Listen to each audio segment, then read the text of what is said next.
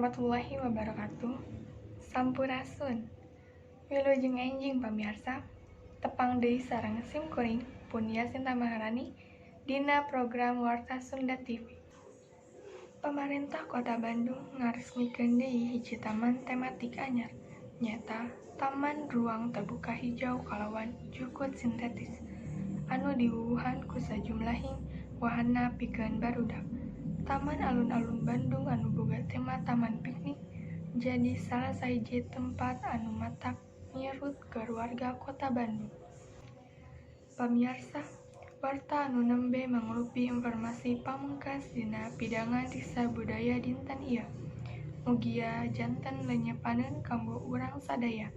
Simkuring pun Yasinta Maharani seja pamit mungkur, amit mundur. Wassalamualaikum warahmatullahi wabarakatuh.